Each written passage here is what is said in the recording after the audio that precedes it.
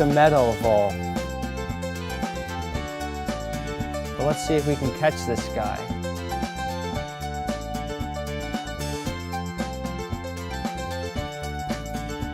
It's coming from the pool beyond here.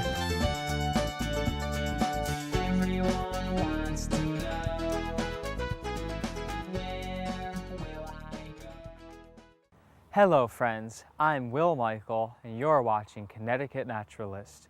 We begin this week's episode with a look at a variety of caterpillars that are active in the autumn.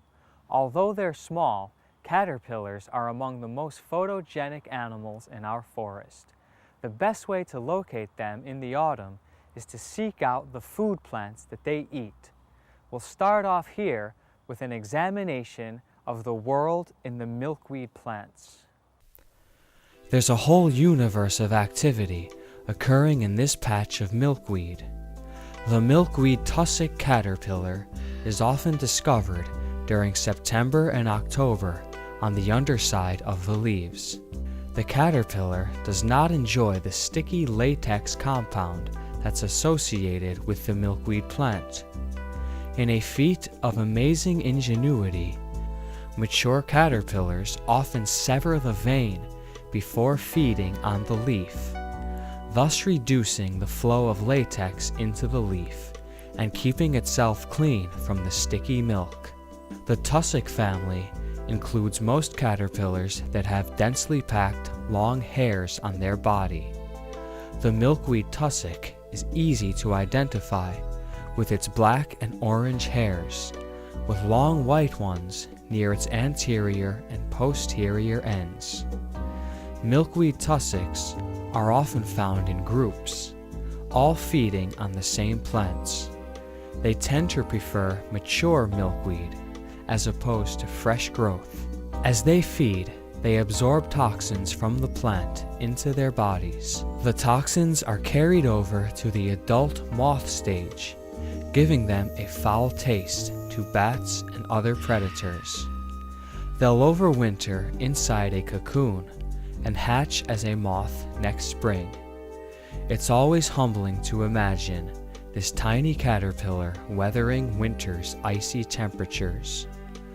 Although the milkweed tussock is not camouflaged compared to its host plant, they're often difficult to see. Their odd appearance can be mistaken for the following: a dead leaf, a bird dropping, or even a glob of wet milkweed seeds. Growing among the milkweed patch, the sweetgrass is casting seeds at this time of year. I call your attention to the seeds because on the underside of this leaf, we find yet another caterpillar species whose body plan mimics the grass seeds. The yellow bear has densely packed hairs, or setae, covering its body, with some hairs noticeably longer than others. Although our specimen today is a dark yellow, they come in a variety of colors, ranging from yellow, red, brown, white, black, and all kinds of shades in between. The yellow bear will pupate sometime in autumn and overwinter. After metamorphosis, a tiger moth will hatch from its cocoon in the springtime. Yellow bears are common in backyard gardens and in many low-lying plant species, but even though they're plentiful, they can still be difficult to see. Which one is the caterpillar here?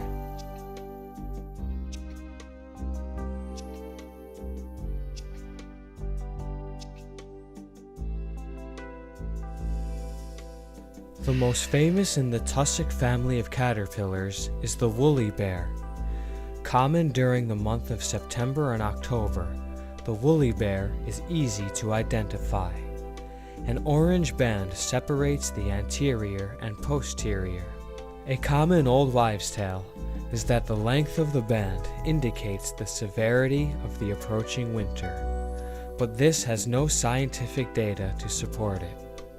It's true that the orange band varies in length, but this reveals the caterpillar's age. It does not predict the weather. Woolly bears go through 6 molts before turning into a moth.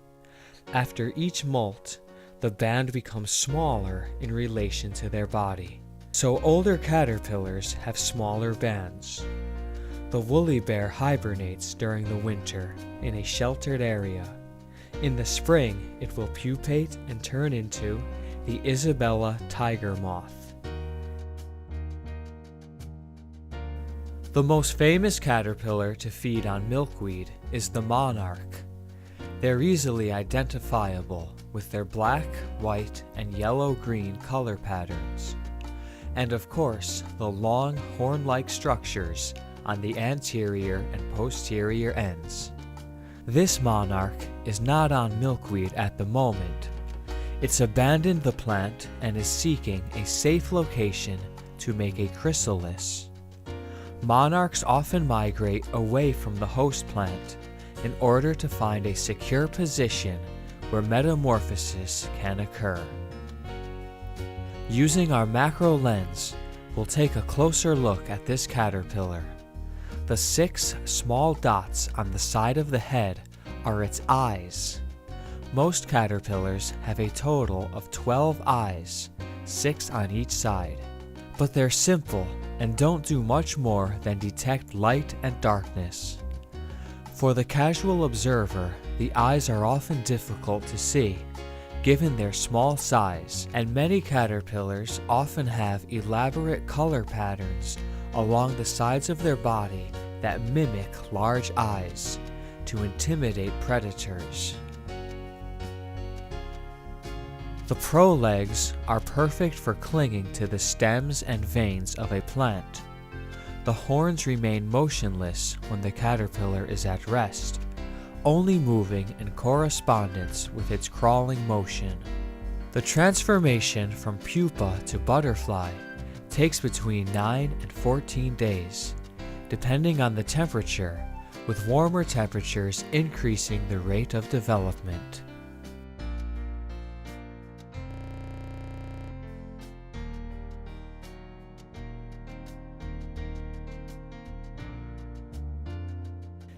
Another common food plant for autumn caterpillars is goldenrod.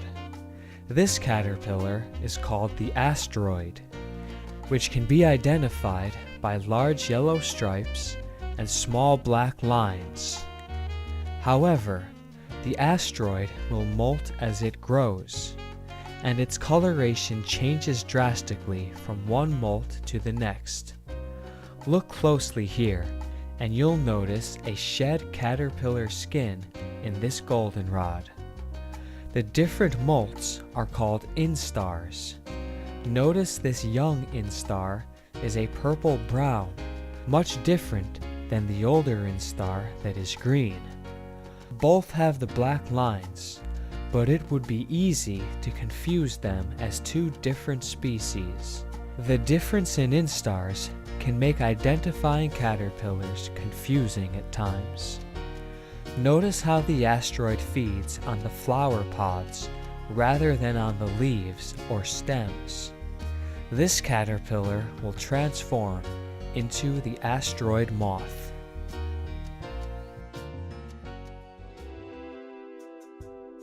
Today we're lucky to discover the beautiful black swallowtail caterpillar feeding in a patch of parsley. The caterpillar has extraordinary color patterns of green, black, and yellow. Black swallowtail caterpillars are commonly found in parsley, dill, carrot, fennel, and Queen Anne's lace. The bright colors are a warning to birds of a foul taste and toxins within.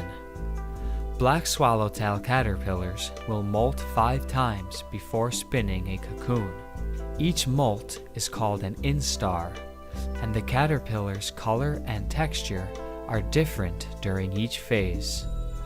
After the 5th instar, a cocoon will be spun, and the caterpillar will become a pupa.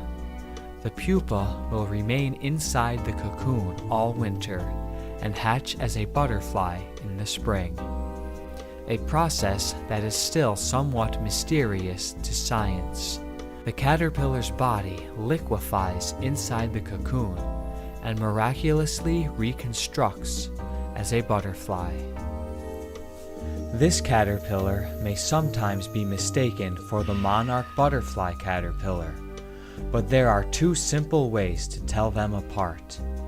The monarch caterpillar has horns, and in the northeast feeds exclusively on members of the milkweed family of plants.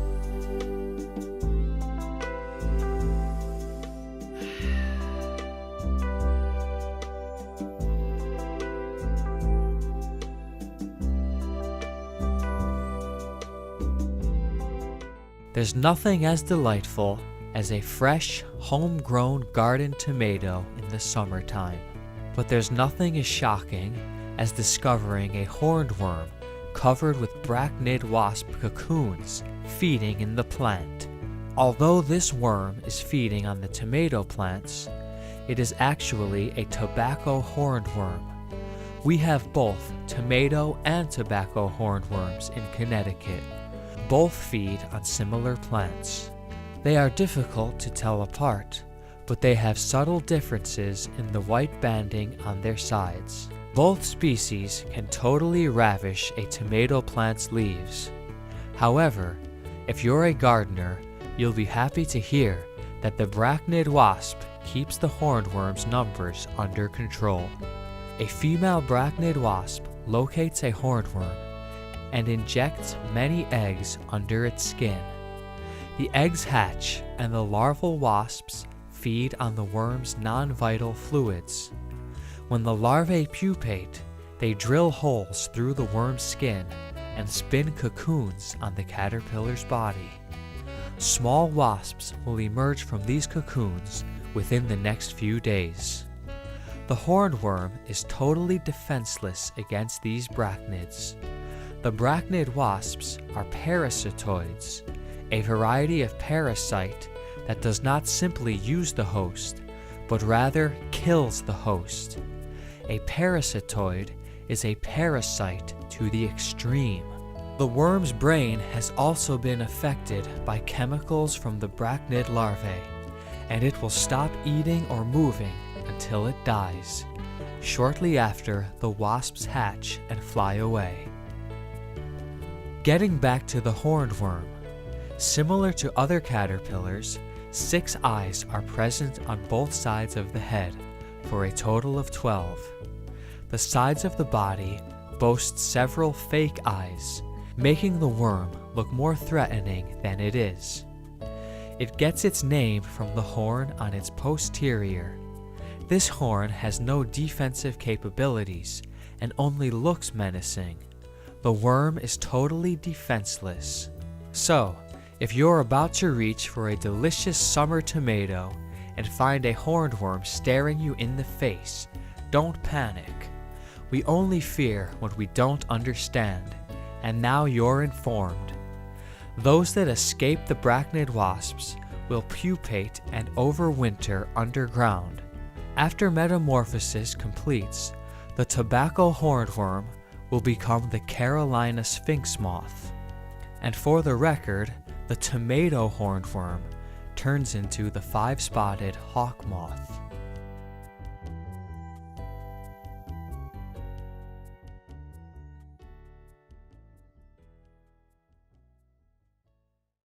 Stay tuned, folks. We've still got a lot more to come on this week's episode.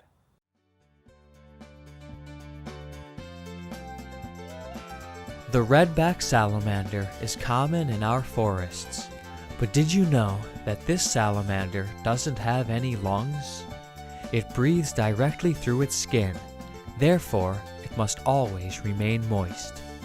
The salamander's throat moves up and down, giving the illusion of inhalation, but the oxygen is absorbed directly through its skin into its circulatory system. Redback salamanders inhabit most New England forests and come in 3 color variations: black, red, and erythristic. When frightened by a predator, they sometimes shed their tail.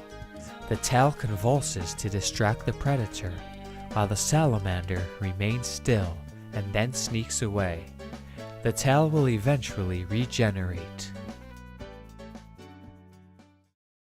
Now we'll take a look at some insect larvae that look like caterpillars, but don't be fooled. Even though they have a similar body, they don't turn into butterflies. This larva looks like a caterpillar, but don't be fooled. We're looking at a sawfly larva. Here's some tips on how to distinguish a true caterpillar from an imposter. Most caterpillars have a total of 12 eyes. The sawfly larva has 4. Caterpillars have 5 prolegs or less. The sawfly has 6. Prolegs are the leg-like structures on the abdomen of both larvae, different from the true legs that are on the anterior end of the body. Of course, all caterpillars turn into moths or butterflies. The sawfly larva turns into, you guessed it, a sawfly. They resemble wasps but have no stinger. Instead, females have a saw-like ovipositor that cuts into plants when laying eggs. There are many different species of sawfly and many variations in larval coloring, ranging from everything to black all the way through yellow.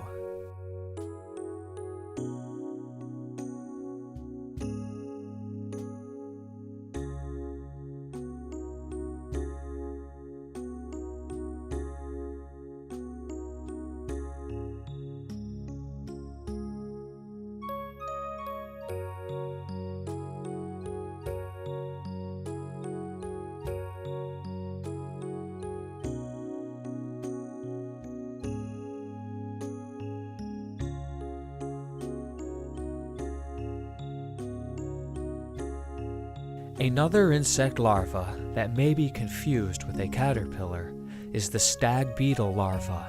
Although they look rather unsightly, like a large maggot, these beetle larvae rank among my favorite, simply because they're so hard to find and they transform into the majestic stag beetle. The larvae feed on decomposing logs or stumps. In order to find them, one must seek out large fallen trees or weathered stumps and begin chopping or ripping them apart. Quite a workout. I usually find them by accident while looking for other specimens. In this woodpile, a mother stag beetle laid eggs in this copper beech log. As I was splitting the wood, many larvae were exposed, and I grabbed my video camera. I've never seen so many larvae in one location. Notice how the larvae are essentially immobile when out of their log. They have no true legs and move by wiggling their whole body against the tightly compressed walls of the tunnels they bore through the wood. The larvae will spend up to 7 years in a stump before finally transforming into an adult stag beetle. This is the largest beetle in Connecticut, and the larva reaches a gargantuan size before pupating. Just look at the size in relation to my hand. When the larva is released back into its tunnel, you see how it has no need for legs. Its body wiggles into the labyrinth with perfect fluidity. Also notice the internal organs and digestive system that appear through the transparent skin. When I first discovered this stag larva, I was in total shock. The first time I had ever discovered one inside a rotting log. At first, I was almost afraid to touch it, but then realized this larva is a creature of peace and poses no threat to humans.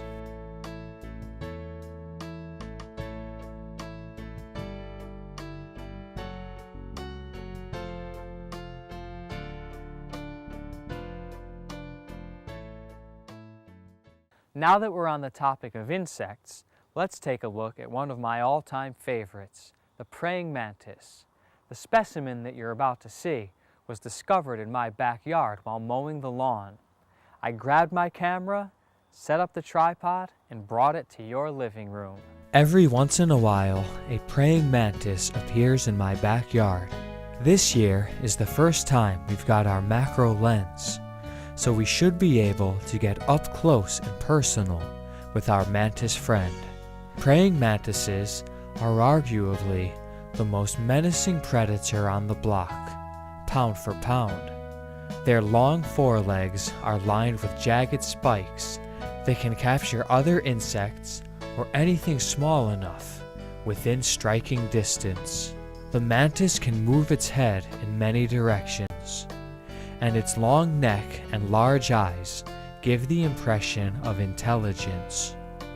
When looking at a praying mantis, I can't help but think of how many times Hollywood has used its image as the basis for sci-fi characters, ranging from aliens to Predator. The mantis waits patiently in this goldenrod, waiting for an insect to land on the flowers. Then it strikes and devours the wasp. Its mouth is quite unique, with many claw-like appendages that help cut and manipulate its meal. As we look into its eyes, there appears to be a pupil, but this is just an optical illusion created by the structural arrangement of the compound eye. Now the mantis uses its complex mouth to clean its antenna.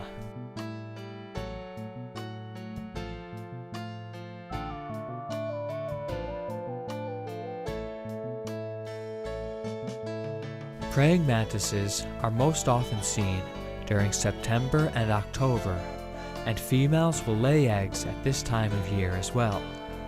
The eggs overwinter, and many nymphs will hatch next spring. The nymphs are almost identical to the adults, except they lack wings. Adult mantises have large wings that are folded under their exoskeleton. They're capable of flight, but not too agile in the air due to their large size. The mantis's camouflage serves two functions. One, it allows them to be inconspicuous as they hunt prey. Two, it helps them avoid being detected by birds, lizards, and other predators.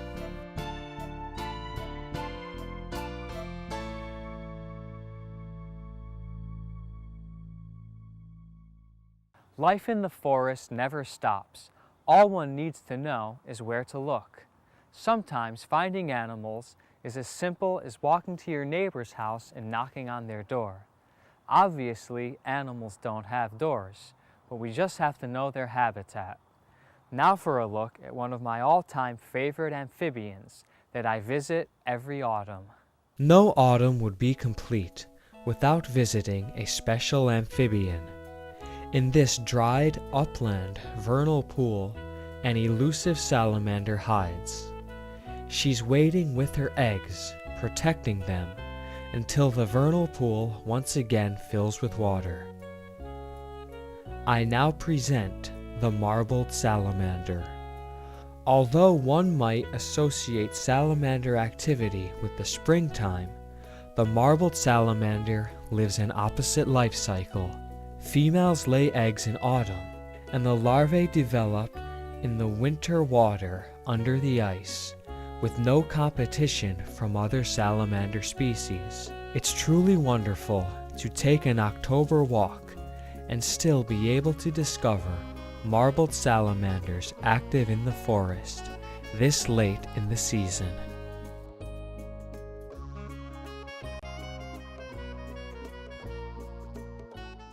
Well, friends, we've come to the end of this week's episode. I'm Will Michael, and you've been watching Connecticut Naturalist. Stay tuned in weeks to come as we continue to explore local wildlife found right here in our own backyards. Thanks for watching, and we'll see you next time.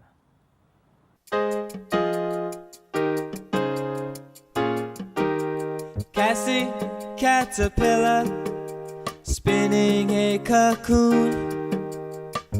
Hiding in the milkweed leaves, I will protect you.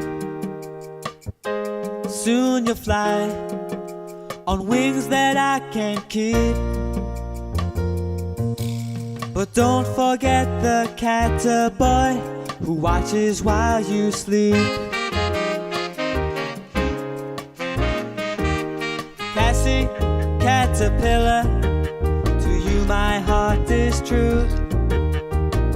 Underneath butterfly skin lives a catergirl I knew. Swallowtails won't catch you when you fall. I love you now, I loved you before. You were beautiful.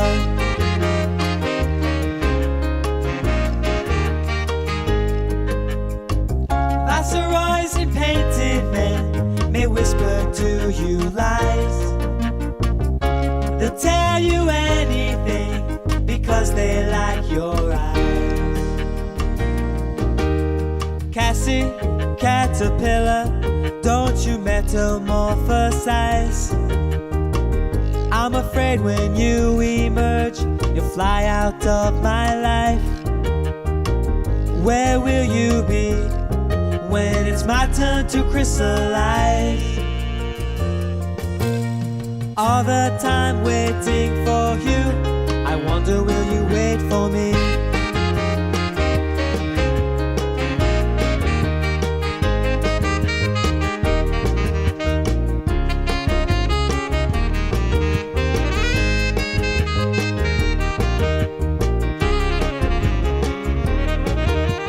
Cassie, caterpillar, you grew up much too fast. Now I hope the dream we shared is a love that's going to last.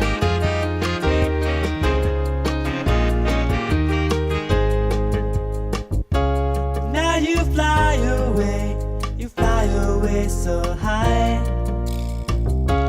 I'm alone down here, I think I'm going to cry. I don't believe what it is I see. I don't believe what I see. Cassie butterfly, she's flying back to me. She's flying back to me. Butterfly, your catergirl, she's still the same inside. I love you inside. I got to make that butter girl my caterflying wife. Never walking hand. Cassie's flying back, she's flying back for sure. Dame's rocking road. Never ever felt this way or felt this good before. Now we'll fly wing and wing where the Dame's rocking grows.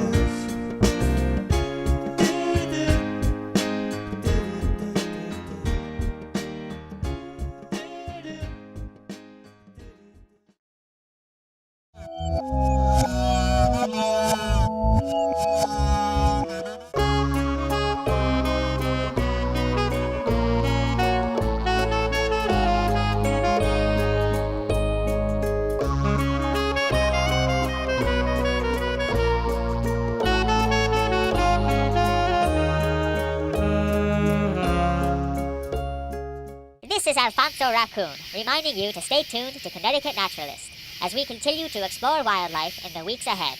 Thank you and good night.